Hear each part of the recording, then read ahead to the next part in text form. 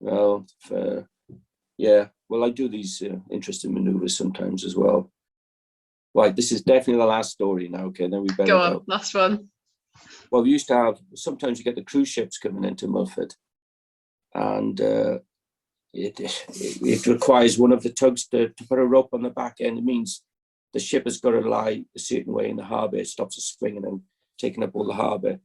And we'd been on there all day, and then it was time to go. So we let go the line, and then they started steaming out. And listen, I'm a hell of a show off. I'm terrible. As I go, we're all waving to the people on the poop deck, and I'll do something else. So I put this, well, I spun the tongue round. So we leant over like that and did a quick pirouette round. But I'd forgotten to tell the boys, So everything went flying in the tug, the galley. I smashed my favourite mug. Everything went flying in the tug. And then I said, right, we're going to go backwards now, chase it down there. And the crew said, Nigel, stop it.